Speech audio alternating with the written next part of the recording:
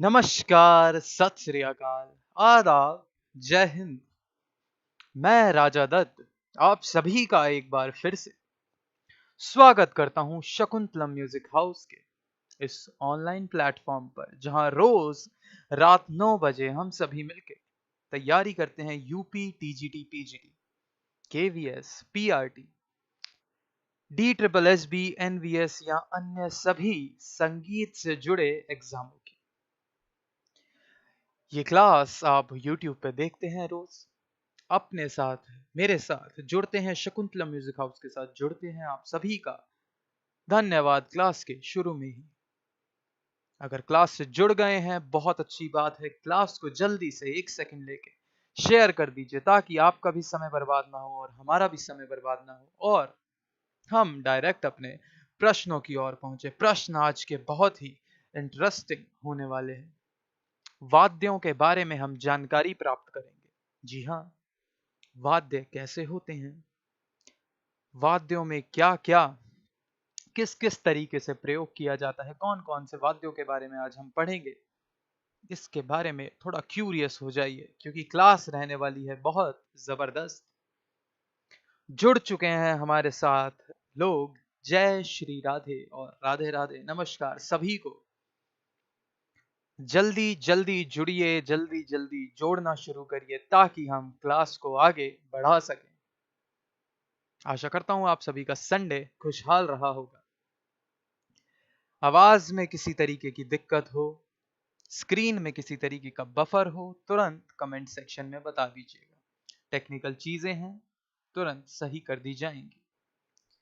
Hello अंशवी जी, नमस्कार सनी नागर जी और सभी को नमस्कार। स्क्रीन पे आप देख रहे हैं रोज की तरह एक poster, KVS, PRT, UP, PGT, TGT, संगीत, गायन एवं वादन। आज के प्रश्न थोड़े वादन से भी रिलेटेड हैं, तो ध्यान से लगा के दिमाग पढ़िएगा। शालिनी जी नमस्कार, आपका स्वागत है। इसी के साथ समय बिना गवाए हुए हम बढ़ते हैं अपने पहले प्रश्न की ओर, जो कि आपकी स्क्रीन पर ये रहा।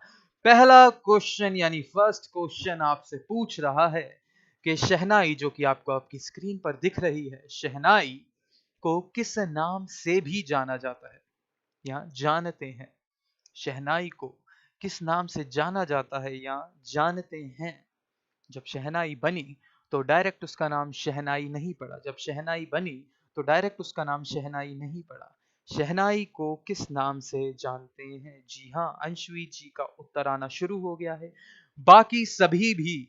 बाकी सभी जो हमारे साथ जुड़े हुए हैं, आंसर देने का प्रयास कीजिए। शाह नए यानी बी आंसर दे रही हैं अंशवी जी। बाकी सभी उत्तर देने का प्रयास कीजिए। ऑप्शन हमारे पास है शाह नया, शाह नया, शाह नए, शाह नई या शहजादी। यहाँ शहजादी, शाह नया, शाह नए या शाह नई या फिर शहजादी। उत्तर देने का प्रयास कीजिए। बहुत सिंपल प्रश्न है, बहुत अच्छा क्वेश्चन है। आया हुआ है आपके 2018 के एग्जाम में, आया हुआ है आपका 2018 के केवीएस पीआरटी के एग्जाम में। केवीएस पीआरटी के एग्जाम में ये क्वेश्चन आपका 2018 में आया हुआ है, यानी चांसेस बनते हैं इस बार भी आने के, तो शहनाई को हम जानते हैं शाहनए। जी हाँ, बिल्कुल सही और सटीक उत्तर दिया है अंशवी जी ने, बी। जैसा कि आप जानते ही हैं, बी फॉर ब्यूटीफुल, यानी बहुत खूबसूरत और सही और सटीक उत्तर है शाहनए। शाहनए इसका उत्तर हो जाता है। क्यों शाहनए कहते हैं, क्यों शाहनए कहते हैं? जब शहनाई बनाई गई, जब शहनाई का आविष्कार हुआ तो एक शाह जी ने किया। कंफ्यूजन ये थी कि नाम क्या रखें, तो शाह ने जिसका आविष्कार किया है वो हो जाती है शाहनए यानी शहनाई। और ये किस प्रकार का वाद्य है, क्वेश्चन एक ये भी आता है कि शहनाई किस वैरायटी का, किस कैटेगरी का वाद्य है, तो ये हो जाता है आपका तत्वाद्य यानी सुशिर वाद्य, माफ कीजिएगा, सुशिर वाद्य हो जाता है। ये सुशिर वाद्य यानी जो हवा से बजाया जाता है, जो हवा के फ्लो के थ्रू बजता है। तो सुशिर वाद्य आपका हो जाता है शहनाई। सुशिर वाद्य शहनाई हो जाता है। शहनाई का दूसरा नाम शाह नय बोला जाता है। शाह नय इसका दूसरा नाम हो जाता है। बहुत बढ़िया उत्तर दिया है। आगे आ जाते हैं सेकंड प्रश्न की ओर, यानी दूसरे क्वेश्चन की ओर, जो आपसे पूछ रहा है। आज सभी की इमेजेस आपके सामने मौजूद हैं, तो क्योंकि काफी बार ऐसा होता है हम जानते नहीं है कि वो वाद्य दिखता कैसा है, तो हम उत्तर देने में कतराते हैं। तो कतराना नहीं है, क्योंकि वाद्य आपके सामने ही है। कतराना नहीं है, वाद्य आपके सामने ही है। बेला को क्वेश्चन आपसे पूछ रहा है। सिमरन जी आंसर दे रही हैं, अंशवी जी आंसर दे रही हैं, स्वास्तिक जी आंसर दे रहे हैं। रुकिए रुकिए, क्वेश्चन एक बार फिर से पढ़िए कि बेला को बजाने के लिए क्या प्रयोग किया जाता है। बेला को बजाने के लिए, बेला आपकी स्क्रीन पे मौजूद है। कुछ इस प्रकार का ये वाद्य दिखता है। गज, पत्ती, इशिका या बो।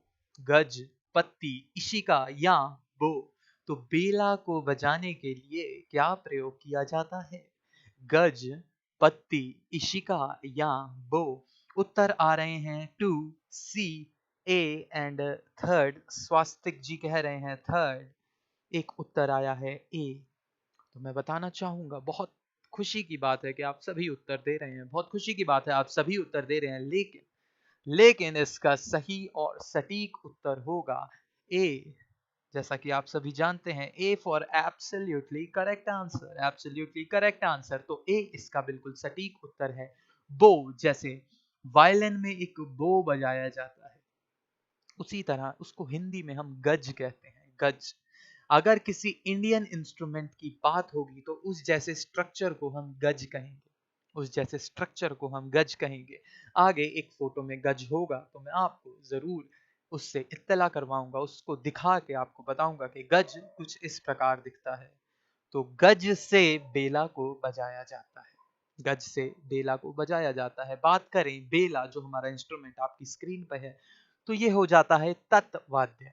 तो ये हो जाता है तत्वाद्य। तत्वाद्य यानी जो वाद्य, जिन वाद्यों में हम स्ट्रिंग्स का प्रयोग करते हैं, यानी तारों का प्रयोग करते हैं। त से तत्, त से तारे। तो जिन वाद्यों में हम तारों का प्रयोग करते हैं वो हो जाता है हमारा तत्वाद्य।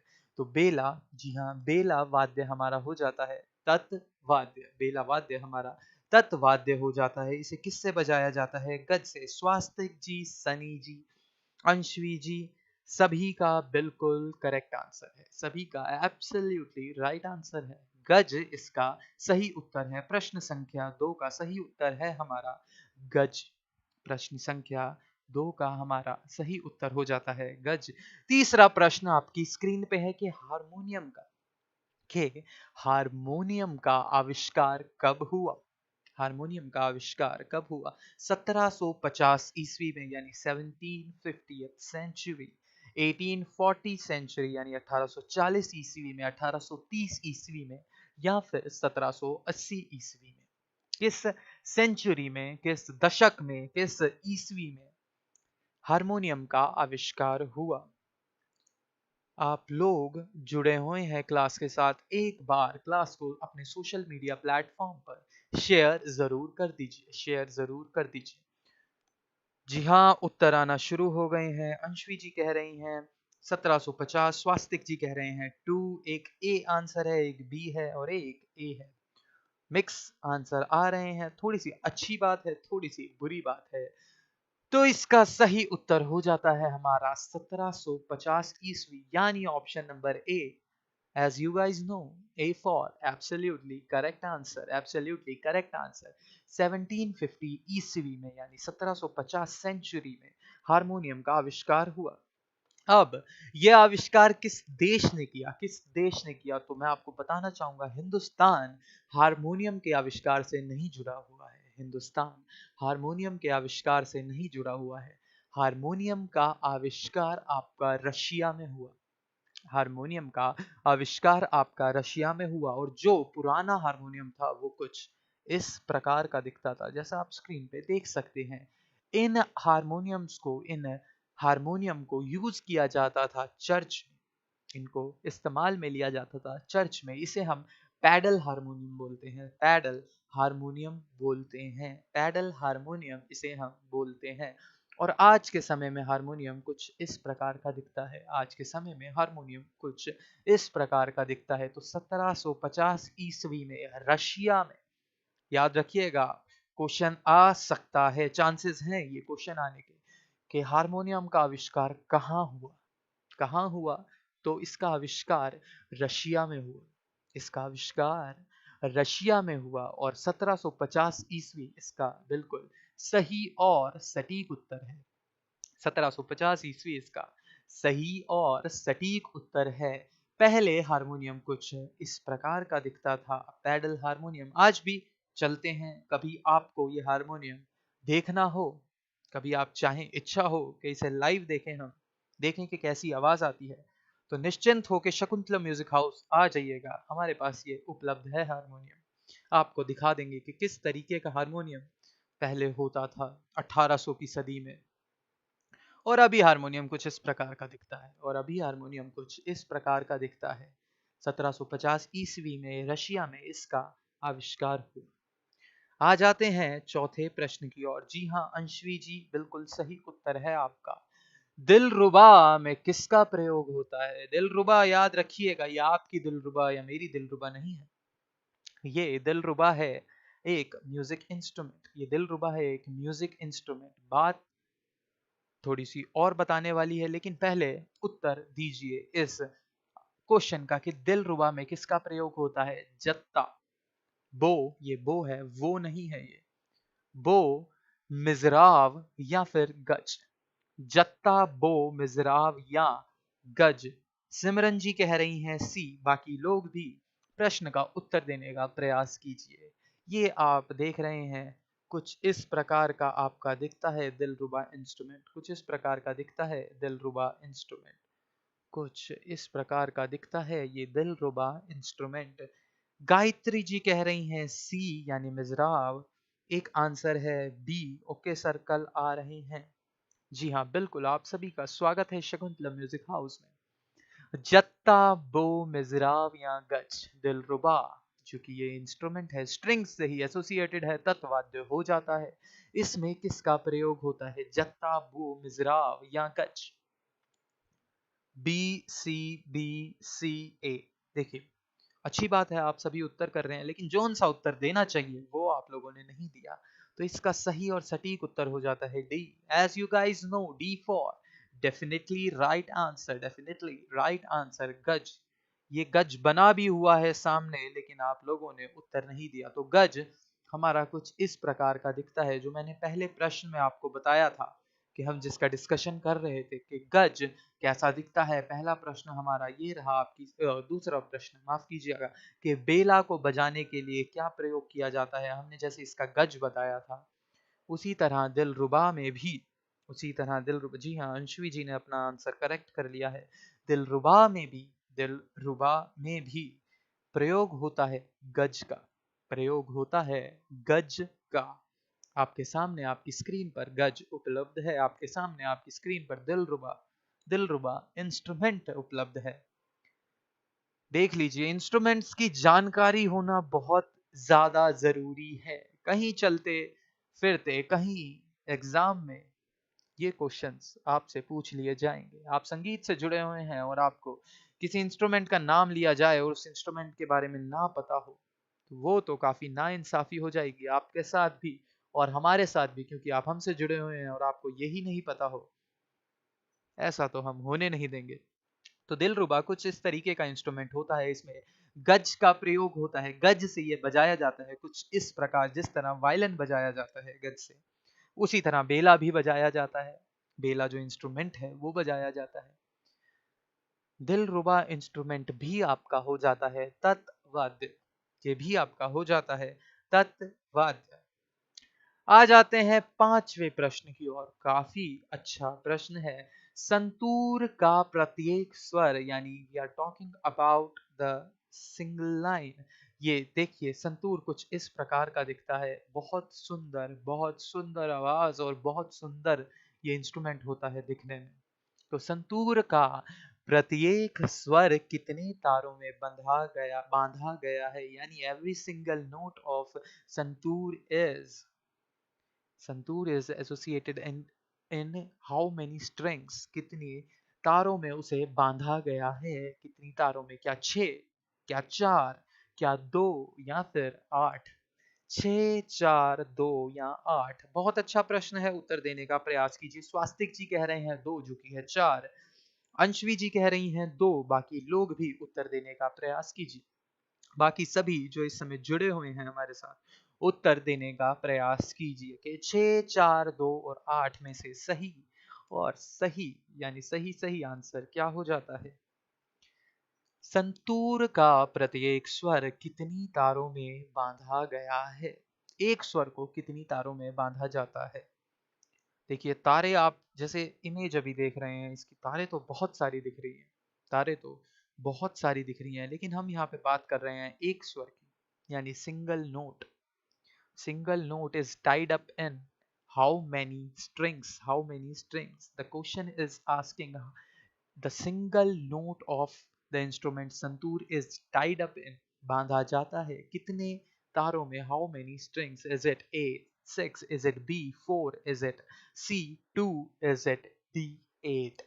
6, 4, 2, 8 में से क्या सही उत्तर है? सनी जी भी कह रहे हैं बी, और उन्होंने अपना आंसर डिलीट कर दिया। अच्छा नहीं किया, क्योंकि B is a very, as you guys know, beautiful answer. B is a very beautiful answer to this question, यानी B आपका सही और सटीक उत्तर हो जाता है। B आपका सही और सटीक उत्तर हो जाता है। देखिए एक स्वर को 4 तारों में बांधा जाता है और 25 खंड होते हैं अलग अलग इसमें। 25 स्वर कह लीजिए या खंड कह लीजिए, तो 25 होते हैं, तो 25 चौक 100, यानी 25 into 4 is equal to 100. The total strings in santoor में कुल तारे 100 होती हैं, 100 स्ट्रिंग्स होती हैं संतूर में, जिसमें 4 स्ट्रिंग्स में एक स्वर को बांधा जाता है। ये भी आपका तत्ववाद्य या तंत्रवाद्य हो जाता है, जो तार से बचता है, जो तार का प्रयोग करके बजाया जाता है। तो कुल तारे अगर आपसे पूछी जाए संतूर में, तो उसका आंसर होगा 100। अगर आपसे पूछा जाए कि एक स्वर, देखिए कुल तारे नहीं पूछेगा, बहुत आसान क्वेश्चन है, लेकिन बाई चांस अगर आ जाए तो आपको पता होना चाहिए। संतूर में कुल 100 यानी 100 स्ट्रिंग्स होती हैं, और एक स्वर को 4 स्ट्रिंग्स में बांटा जाता है। एक स्वर को 4 स्ट्रिंग्स में बांटा जाता है। जी हाँ, सी एंड बी। 5वें प्रश्न पे आ गए हैं हम। आधा हमारा आज का सेशन समाप्त हो चुका है। तो एक बार मैं आप सभी को बता देना चाहता हूँ, इस समय आप सभी जुड़े हुए हैं शकुंतलम म्यूजिक हाउस के ऑनलाइन प्लेटफॉर्म पर। शकुंतलम म्यूजिक हाउस जो कि आपको उपलब्ध कराता है ये क्लास फ्री ऑफ कॉस्ट, जिसमें आप पढ़ते हैं किसी भी तरीके के म्यूजिक टीचर बनने के लिए, या फिर पीएचडी में एंट्री पाने के लिए, नेट जेआरएफ क्लियर करने के लिए, एग्जाम के लिए आप थ्योरी पढ़ते हैं। अगर आप रुचि रखते हैं प्रैक्टिकल सीखने में, कि आप चाहते हैं आप गाएं, आप बजाएं, आप चाहते हैं आप मनोरंजन करें और आप मनोरंजन देख सकें, सुन सकें, तो आप बिल्कुल सही जगह जुड़े हुए हैं। कोई भी वाद्य, कोई भी इंस्ट्रूमेंट, किसी भी तरीके की गायकी, किसी भी तरीके का वोकल अगर आप सीखना चाहते हैं, अगर आप चाहते हैं आप डिग्री प्राप्त करें, डिप्लोमा प्राप्त करें, जिससे आप टीचर या प्रोफेसर लग सकें, तो आप किसी भी वक्त निश्चिंत हो के हमें, यानी शकुंतलम म्यूजिक हाउस को कॉल कर सकते हैं, मैसेज कर सकते हैं, कांटेक्ट कर सकते हैं। हमारे नंबर डिस्क्रिप्शन में उपलब्ध है, नीचे भी आपकी स्क्रीन पर एक नंबर आ ही रहा है। आ जाते हैं आज के प्रश्न नंबर 6, यानी क्वेश्चन नंबर 6, यानी क्वेश्चन नंबर 6 की, और जो आपसे पूछ रहा है अवान ई मिस्त्री। अवान ई मिस्त्री, ये अबान है, ये अवान नहीं, ये अबान है। अबान ई मिस्त्री किस वाद्य को बजाती हैं? ये एक बहुत फेमस नाम है, इसकी एक पुस्तक भी है, एक अबान ई मिस्त्री नाम से पुस्तक भी उपलब्ध है मार्केट में। तो अबान ई मिस्त्री किस वाद्य को बजाती हैं? क्या सितार, क्या तबला, क्या सरोद, क्या वीणा? सितार, तबला, सरोद या फिर वीणा। तो अबान ई मिस्त्री किससे एसोसिएटेड है? The question is trying to ask that Aban E Mistry used to play which instrument? Is it sitar, is it tabla, is it sarod or is it veena? Okay sir, Swastik ji कह रहे हैं वीणा, जो कि 4 नंबर है। बाकी लोग भी उत्तर देने का प्रयास कीजिए, बाकी लोग भी सभी उत्तर देने का प्रयास कीजिए। उत्तर देने में कुताही ना बरता करें, यानी उत्तर दीजिए, चाहे सही हो चाहे गलत। गलत होगा तो मैंने आपको बता ही दिया है, आपकी 2 बार रिवीजन होगी, आपकी 2 बार रिवीजन हो जाएगी। अगर सही होगा तो सही ही है। तो सितार, तबला, सरोद या वीणा अबान ई मिस्त्री किस वाद्य को बजाती हैं? Sitar, tabla, A B C D. Answer आया है एक ए बी सी डी। बहुत बहुत खूब। इतना गलत नहीं होना चाहिए वैसे, पर ठीक है। अबान ई मिस्त्री किस वाद्य को बजाती हैं? तो इसका, माफ कीजिएगा, इसका सही उत्तर हो जाता है तबला। सही उत्तर हो जाता है B, as you guys know, B for beautiful.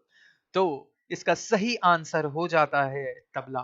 Aban E मिस्त्री तबला से एसोसिएटेड हैं। एक नाम और आता है इसमें, अगर इस ऑप्शन में तबला एंड पखावज लिखा होता, अगर लिखा होता सिर्फ तबला, या फिर एक ऑप्शन होता तबला और पखावज, तो वो आप राइट करते, क्योंकि ये पखावज से भी एसोसिएटेड है।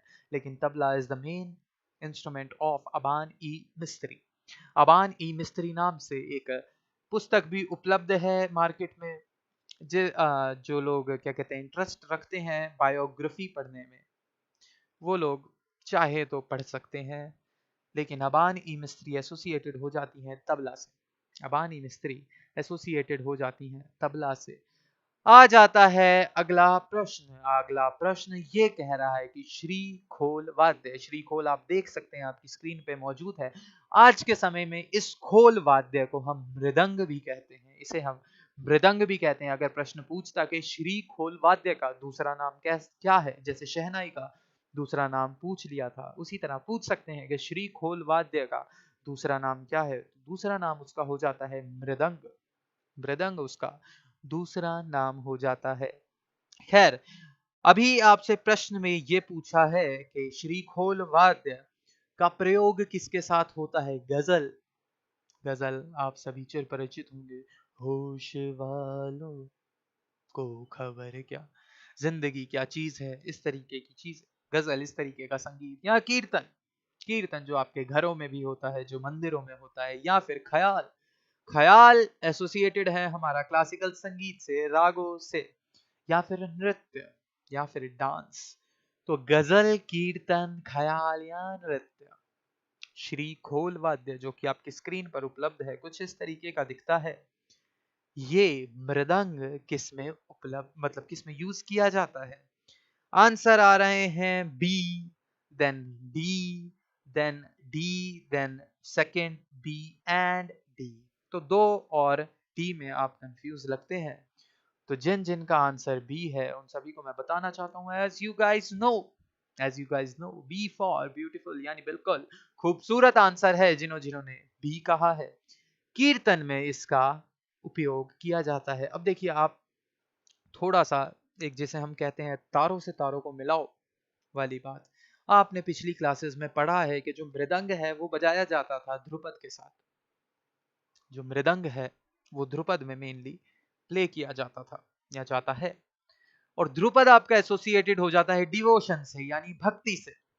भक्ति से। अब गजल, ख्याल या नृत्य इतना ज्यादा भक्ति से एसोसिएटेड नहीं है जितना कीर्तन भक्ति से रिलेशन रखता है, जितना कीर्तन एसोसिएटेड है भक्ति से। तो इसका सही और सटीक उत्तर है कीर्तन, यानी बी। बी इसका सही और सटीक उत्तर है। अंशवी, गायत्री, स्वास्तिक, शालिनी जी, सनी जी, सबका बिल्कुल सही आंसर है। जिन सब ने बी उत्तर दिया है उनका बिल्कुल सही आंसर है, बिल्कुल सही और सटीक उत्तर है इसका बी, कीर्तन। तो श्रीखोल का दूसरा नाम हो गया हमारा, श्रीखोल वाद्य का दूसरा नाम हो गया मृदंग। श्रीखोल का दूसरा नाम हो गया मृदंग, जो कि आपकी स्क्रीन पे इस टाइम दिख रहा होगा आपको। और इसका सही उत्तर हमारा हो जाता है कीर्तन यानी बी। आ जाते हैं आज के 8वें सवाल की और 8वें सवाल की और जो कि आप सभी से ये पूछ रहा है, 8th क्वेश्चन आप सभी से ये पूछ रहा है कि कच्छपी वीणा में तारों की संख्या कितनी होती है। बहुत अच्छा क्वेश्चन है। कच्छपी वीणा में, कच्छपी वीणा में, कच्छपी क्यों नाम है इसका, कच्छपी क्यों नाम है, बहुत चीजें एसोसिएटेड हैं इस क्वेश्चन से, सभी बताई जाएंगी अभी। कच्छपी वीणा में तारों की संख्या कितनी है, 4, 6, 3 या 8, 4, 6, 4, 6, 3 और 8, 4, 6, 3 and 8। What is the correct answer to this question? कच्छपी वीणा में तारों की संख्या कितनी है। देखिए ये कच्छपी वीणा आपकी स्क्रीन पर है। इसका जो ये वाला पार्ट होता है जहां पे मैंने अंडरलाइन किया है, जहां पे मैंने अंडरलाइन किया है, तो कच्छपी वीणा का ये जो नीचे का पार्ट होता है ये कछुए की बैक जैसा दिखता है। कछुए का खोल होता है ना ऊपर, जो जब कछुआ चलता है तो उसका एक खोल होता है, तो उस खोल के जैसा दिखता है, तो इसका नाम कच्छपी वीणा पड़ गया। पहली बात ध्यान रखिएगा, इसका खोल कछुए के खोल की तरह दिखता है, इसीलिए इसका नाम कच्छपी वीणा पड़ा। दूसरी चीज, आज के समय में कच्छपी वीणा का इतना प्रचार हो नहीं पाया या है नहीं, लेकिन इसका नाम चेंज करके कच्छप सितार कर दिया। इसका नाम चेंज करके कच्छप सितार कर दिया, तो कच्छपी वीणा ही कच्छप सितार है, कच्छपी वीणा ही कच्छप सितार है। लेकिन एक छोटा सा डिफरेंस याद रखिएगा, अगर कॉपी है तो नोट कर लीजिए, बहुत अच्छी बात है। जब कच्छपी वीणा की हम बात करेंगे, एक बार उत्तर देख लेते हैं, 6, 2, 1। जी हाँ बिल्कुल, जिसने बी आंसर दिया है, B as you guys know, as you guys already know, B for beautiful यानी खूबसूरत आंसर है आप सभी का। जब कच्छपी वीणा की बात करते हैं तो इसकी तारें हो जाती हैं 6, तो इसकी तारें हो जाती हैं 6। कच्छपी वीणा की बात करते हैं तो इसकी तारें यानी इसकी स्ट्रिंग्स हो जाती हैं 6। कच्छपी वीणा कछुए जैसी शेप होती है इसकी नीचे से, इसलिए इसे कच्छपी कहता है। कछुआ, टर्टॉइस, टॉर्टॉइस, जो भी आप प्रोनाउंस करते हो, जैसा आपको ठीक लगता हो। कछुए के जैसी शेप होती है इसलिए कच्छपी वीणा कहते हैं। प्रचार यानी इसका ज्यादा आजकल जिक्र नहीं होता, ज्यादा प्ले नहीं की जाती, इसलिए इसको कच्छपी वीणा से कच्छपी सितार में बदल दिया गया। कच्छपी वीणा से कच्छप सितार में बदल दिया गया। अब जब वीणा से ये सितार बनी तो इसमें एक तार बढ़ गई। जब बहुत बहुत ज्यादा इंपॉर्टेंट है, याद रखिए, जब वीणा से ये सितार में बदली तो इसमें एक तार बढ़ गई। तो अगर यही क्वेश्चन आपसे पूछता कि कच्छप सितार में कितनी तारें होती हैं, कच्छप सितार में कितनी तारें होती हैं, तो आप कहते 7 इज द राइट आंसर।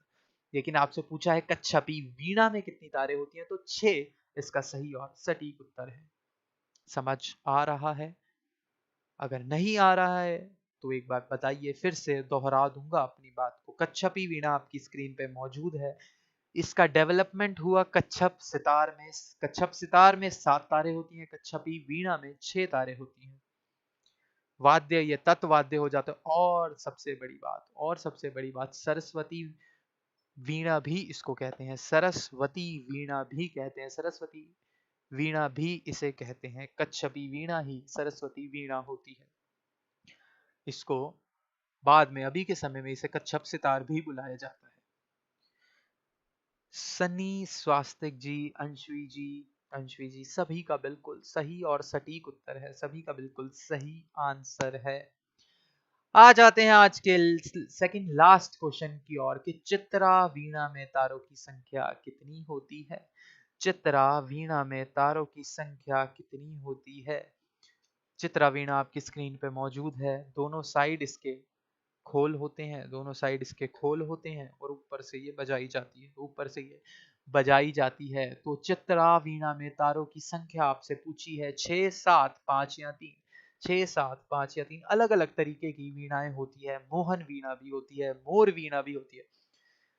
अगर आपसे कोई पूछे कि वीणाओं के इतने सारे नाम क्यों हैं, अगर आपसे कोई पूछे कि वीणाओं के इतने नाम क्यों हैं, तो मैं आपको बता दूं, जैसे थोड़ा बहुत चेंज करके कोई इंसान उस वीणा को बजाता है, किसी ने एक तार एक्स्ट्रा लगा दी, किसी ने एक तार वीणा में एक्स्ट्रा लगा दी, थोड़ा स्ट्रक्चर में चेंज कर दिया, तो उसने कोशिश करी कि अपना नाम उसको दे दे, या फिर जो राग उस पे बजा रहा है उस राग का नाम दे दे, या फिर जो भी XYZ फैक्टर होते हैं। मोहन जी की आराधना कर रहा है यानी कृष्ण जी की आराधना कर रहा है, तो उसका मोहन वीणा कहला दिया।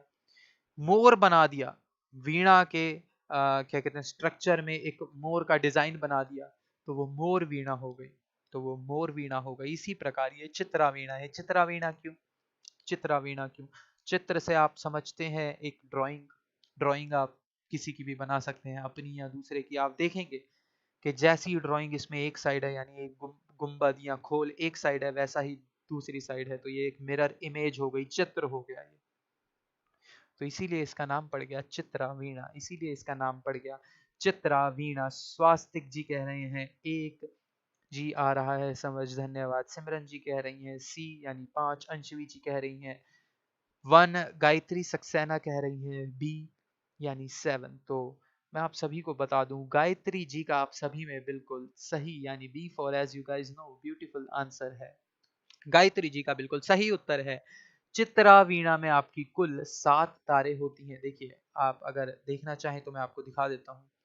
एक ये आपको दिख रहा होगा, इसे ट्यूनर या की कहते हैं, जो ऊपर लगाई हुई है ये।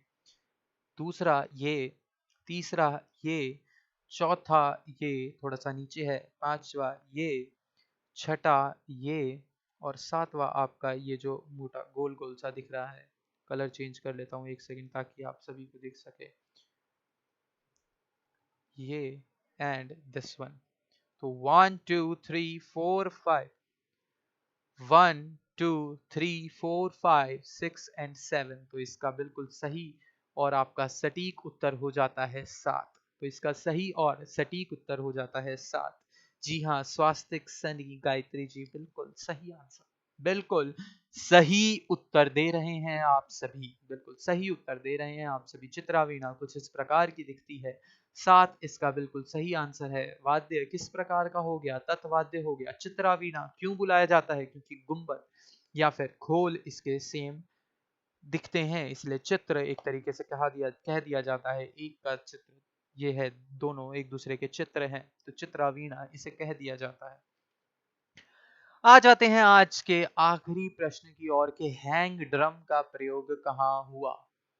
कहाँ हुआ माने किस देश में होता है ज्यादा? हैंग ड्रम कुछ इस प्रकार का दिखता है आपकी स्क्रीन पे, जो आपको दिख रहा है कुछ इस प्रकार का दिखता है जो आपकी स्क्रीन पे आपको दिख रहा है। बात की जाए हैंग ड्रम बजता कैसे है, तो देखिए ये एक गोल स्ट्रक्चर है, जहां जहां आपको ये छेक दिख रहे हैं 1 2 3 4 5 6 एंड 7, 7 तो चारों और 7 और एक बीच में, और पीछे से ये कुछ ऐसा दिखता है, होल होता है इसमें, स्टील या अन्य किसी भी मेटल का बनाया जाता है ये। साइड से कुछ ऐसा दिखता है, और इसके जो छेक देख रहे हैं आप, वो अलग अलग स्वर हैं, उन स्वरों पे मार के, उन स्वरों पे हल्का हाथ लगा के, तेज हाथ लगा के इसमें आवाज प्रोड्यूस की जाती है, इसमें आवाज प्रोड्यूस की जाती है। एक नए इंस्ट्रूमेंट के बारे में आप जानकारी ले रहे हैं, काफी लोग इससे परिचित नहीं होंगे, काफी लोग जानते नहीं होंगे हैंग ड्रम जैसा कोई चीज होती है। वेस्टर्न कल्चर का इंस्ट्रूमेंट है, लेकिन स्वरों की सुंदरता की वजह से हिंदुस्तान में भी अब इसका इस्तेमाल क्लासिकल संगीत में होने लगा है, क्लासिकल संगीत में होने लगा है, बैकग्राउंड म्यूजिक में। तो क्या ये स्पेन में बना या फिर प्रयोग होता है? क्या इसका स्विट्जरलैंड में प्रयोग होता है? क्या इसका पेरिस में प्रयोग होता है? क्या इसका जर्मनी में प्रयोग होता है? हैंग ड्रम का प्रयोग जो कि कुछ ऐसा दिखता है आपकी स्क्रीन पर है, इसका प्रयोग कहाँ होता है? स्पेन, स्विट्जरलैंड, पेरिस या फिर जर्मनी?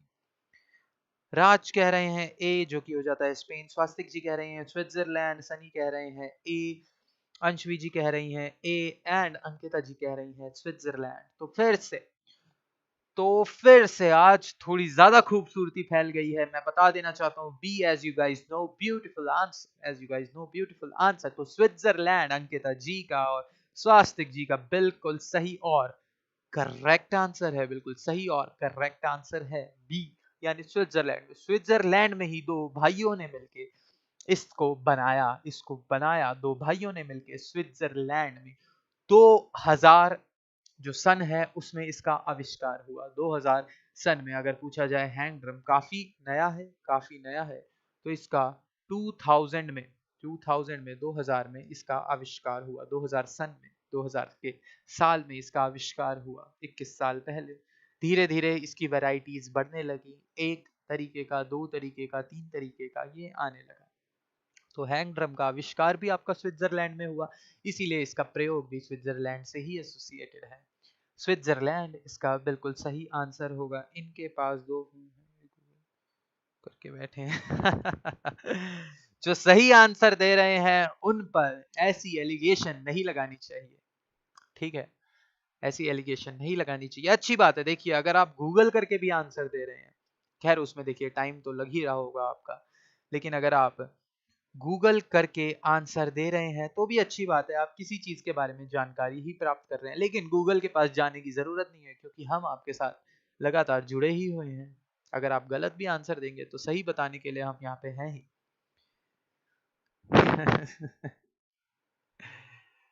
सही उत्तर देने वालों पर इल्जाम ना लगाया जाए कृपया। लेकिन गूगल भी कर रहे हैं तो कोई दिक्कत नहीं है, बस समय खराब ना करें, समय खराब ना करें। समय से ज्यादा इंपॉर्टेंट कोई चीज है नहीं। तो हैंग ड्रम के बारे में मैंने आपको बता दिया कि 2000 में इसका इन्वेंशन यानी आविष्कार हुआ, दो भाइयों ने मिलकर इसे बनाया, स्विट्जरलैंड में इसे बनाया गया और वहीं पे सबसे ज्यादा इसका प्रचलन है। हिंदुस्तान में भी अब काफी ज्यादा इसका इस्तेमाल होने लगा है। अगर नहीं जानते हैं इसके बारे में, आप सुन सकते हैं कैसा साउंड करता है। अगर सीखना चाहते हैं तो आप हमसे कांटेक्ट कर सकते हैं। तो हर तरीके की सुविधा आपको केवल एक ही जगह मिल सकती है संगीत से रिलेटेड, और वो आप सभी जानते ही हैं, शकुंतला म्यूजिक हाउस। तो इन्हीं सुविधाओं को प्राप्त करने के लिए आप प्राप्त कर ही रहे हैं इस समय भी। तो एक लाइक और एक शेयर की आपकी जिम्मेदारी बनती है। शेयर जरूर कर दिया करिए, क्लास को आते ही कुछ नहीं जाता उससे। लिंक कॉपी करके आपको अपने व्हाट्सएप, इंस्टा, स्नैपचैट, जिस भी प्लेटफॉर्म पे आप शेयर करना चाहें आप कर सकते हैं। इसी के साथ आज की लास्ट स्लाइड पर आ जाते हैं, जो कह रही है आपसे कि music is your own experience, your own thoughts, your wisdom. यानी संगीत आपका खुद का एक्सपीरियंस है, आपके अपने विचार हैं, आपकी अपनी इंटेलिजेंस, आपकी अपनी विजडम, आपकी अपनी चतुरता है संगीत। देखिए, आप जब संगीत सुनते हैं, आप उसको गाने का प्रयास करते हैं, आप उसे गाते कब हैं? देखिए, बहुत अच्छी बात है ये, थोड़ा सा इसके बारे में और बात करनी चाहिए। जब आप संगीत को सुनते हैं, जब आपको वो संगीत अच्छा लगता है, तभी तो आप उसको गाते हैं। मान रहे हैं इस बात को? तो वो अच्छा लगना किसका विचार हुआ? वो उस संगीतकार का या उस गायक का विचार नहीं है जिसने वो गा दिया है, वो विचार आपका हो गया। आपने कोई अच्छा गाना सुना, कोई ऐसा गाना सुना जो आपके विचारों से रिलेट कर रहा है। जी हाँ, जो आपके विचारों से रिलेट कर रहा है, तभी तो आप उसे गाएंगे, तभी आप उसे बजाने की, गाने की कोशिश करेंगे। तो संगीत एक ऐसी चीज है जो आपके अंदर से निकल के आती है और आपका खुद का है। ये वो चीज नहीं है जो किसी और की है। तो संगीत आपका खुद का एक्सपीरियंस है, खुद का थॉट्स हैं, खुद के विचार हैं और खुद की चतुरता, खुद के विजडम है। आशा करता हूं आप सभी को ये क्लास अच्छी लगी होगी, मजा आया होगा, चीजें समझ में आई होंगी, नई चीजें सीखने को मिली होंगी, नई चीजें सीखने को मिली होंगी। इसी थॉट के साथ मैं आप सभी से विदा लेता हूं, क्योंकि कल वापस मेरे को आप सभी के साथ जुड़ना है। तो धन्यवाद आप सभी का इस क्लास में उपस्थित होने के लिए, हमारे साथ जुड़ने के लिए, शकुंतला म्यूजिक हाउस के साथ जुड़ने के लिए। तो चलते हैं क्योंकि कल फिर से वापस आ पाए, चलते हैं क्योंकि कल फिर से वापस आ पाए। नमस्कार और शुभ रात्रि। अपना ख्याल रखिए, अपने परिवार का ख्याल रखिए। धन्यवाद।